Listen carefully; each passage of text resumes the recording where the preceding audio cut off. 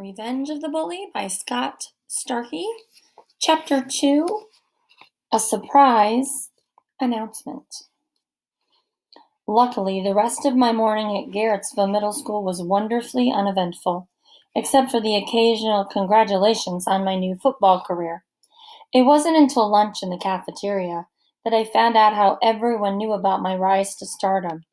Holding up his phone, Rishi explained, I posted on Facebook, Twitter, Pinterest, Flickr, Instagram, and Tumblr that you're my new starting running back. You forgot smoke signals, I said. And this morning, he continued, I wrote a couple of blogs. Plus, Dave and I are making a rap video for YouTube tonight. Rodney, you'll be a star when I get through with you. Look, Rishi, I don't really want to. Don't worry, you're not imposing. I don't mind putting in some legwork for a friend. But remember, as your agent, I get 10% of your earnings. School athletes don't get paid, I reminded him. Until now. I already have calls into Nike and Gatorade. Oh yeah, keep Friday night open. Why?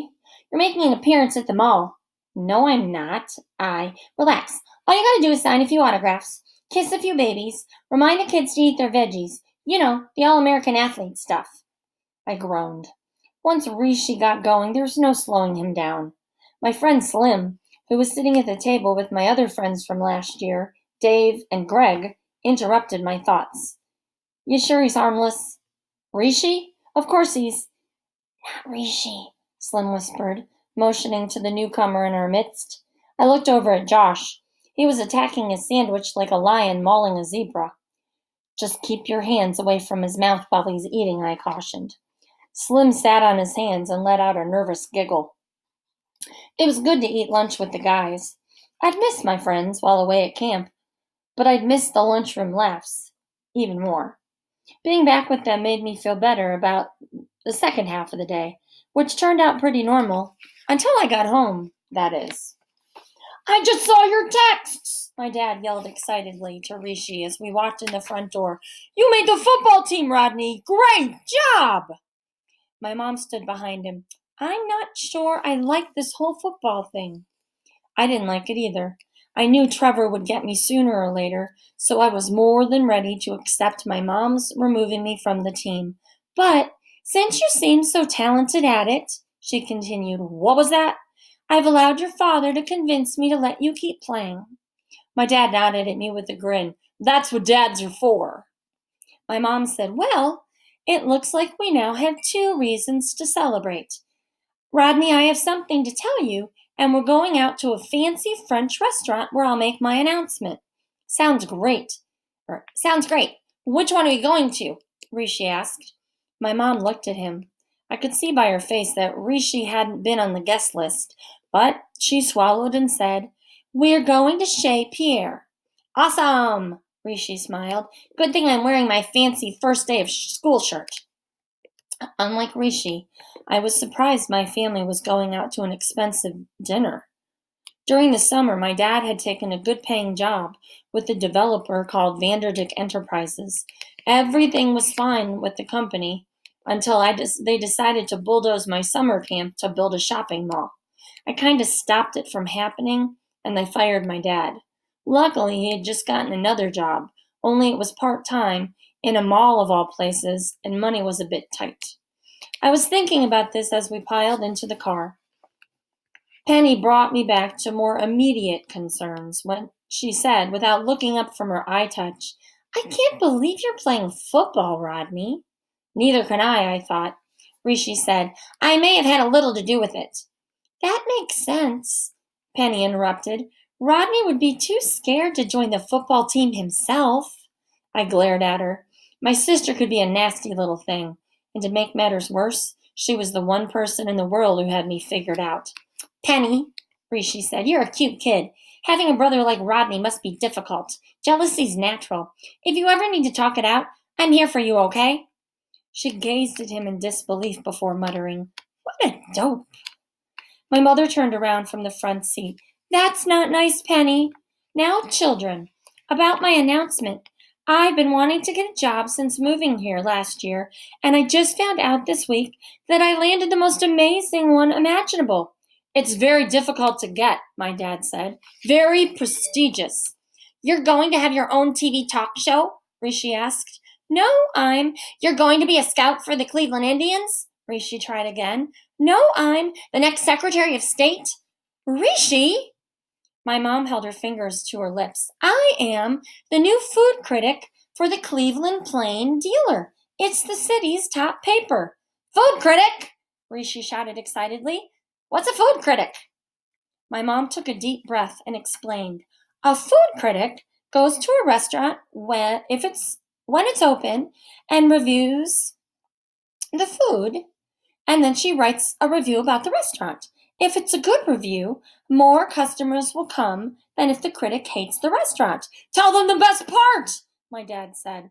In order for me to sample as much food as possible, I'm allowed to take people with me. Everyone can order something different, and I'll just sneak a taste from each of your plates. Now that part, Gloria, my dad whined. Tell them the best part. She smiled. The entire bill is paid for by the newspaper. Can you believe it? My dad shouted. This is awesome, Rishi blurted. We'll be eating like kings. Just one thing, my mom cautioned. Don't mention our real last name, or they'll know I'm a critic and treat us differently. You see, there was an item in today's paper announcing that I'll be handling restaurant reviews from now on. Won't they treat us better if they know you're a critic? I asked. Yes, but then the review won't be accurate. So you're like a secret agent? Rishi asked. Sort of, I suppose. Just remember not to mention Gloria Rathbone. Who's Gloria? Rishi asked. Me. Got it? He winked at her as he pulled up to the restaurant. Got it, Gloria. My eyes took a minute to adjust to the darkness of the dining room. When they did, I noticed white tablecloths, wood paneling, and lots of candles. My skin started to break out in goosebumps from the freezing air conditioning. Good evening, said a man in a tuxedo. Welcome to Chez Pierre. He said it in kind of a snooty way, like we weren't really welcome. We have a reservation for Smith, my mother said. The man looked down at his ledger and made a face. Smith is a party of 4? Now it's 5, Rishi said proudly. Quite. I'll show you to your table. We followed him to the back of the restaurant, where he stuck us between the men's room and the ladies' room. We don't need to use the bathroom, my dad said with a frown. Perhaps we could sit at one of those tables? He pointed to the many available ones in the front of the restaurant. The man made a fake apologetic face. Oh, I'm sorry. Those are reserved. My dad turned dark red. Didn't we have a reservation? Didn't you just read Rathbone back there in your little book? Donald! My mother tried to shush him. What, Gloria? Oh, sorry, I meant Smith. The man's eyes got real big. Rathbone? Gloria? He gripped the back of a chair to steady himself. Oh, sir, you're absolutely right. I have a wonderful table for you. It overlooks the river. I think you'll like it. Madame, let me help you to your chair. Are these your children? Very handsome. He patted Penny on the head. You light up the restaurant like a spring day. He turned sharply, snapping his fingers at 2 waiters, and made a couple of frantic-looking gestures. Right this way! Right this way! My dad, Rishi, Penny, and I were all smiles. My mom wasn't. You just ruined the review.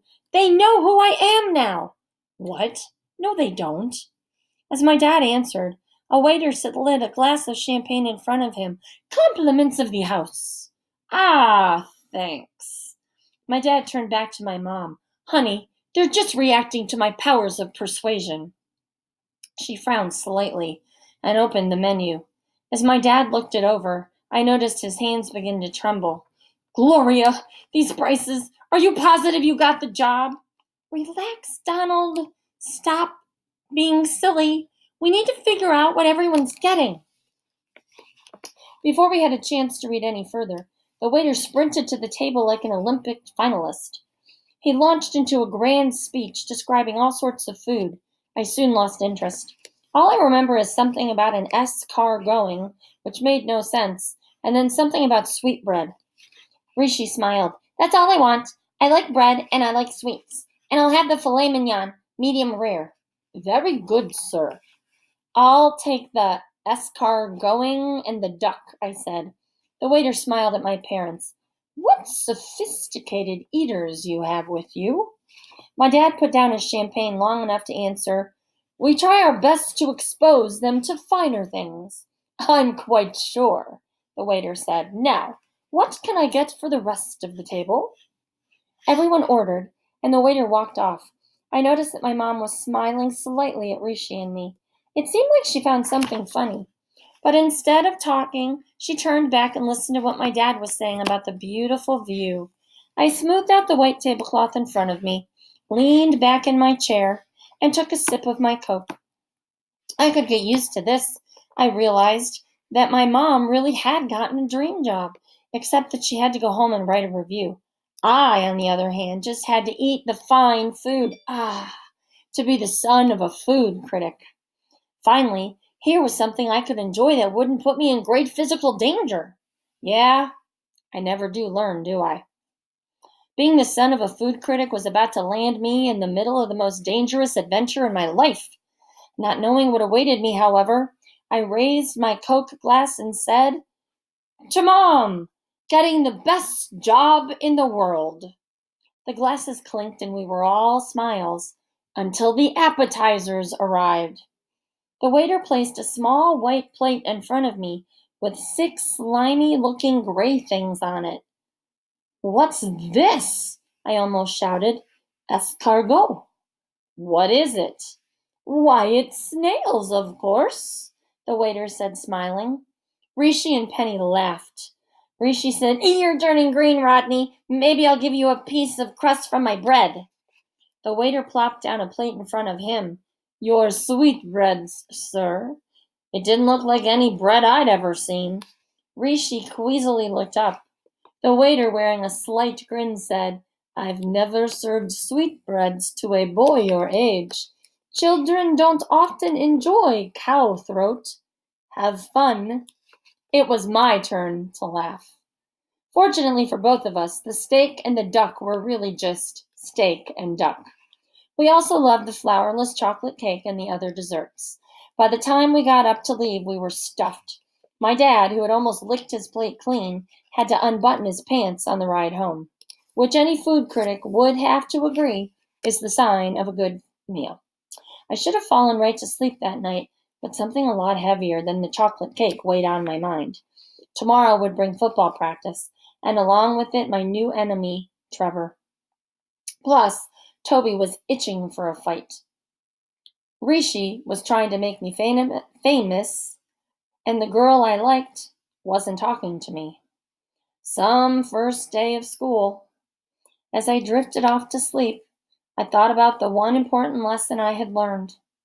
Escargot is French for gross, and never, ever order sweetbreads. And that's the end of chapter 2.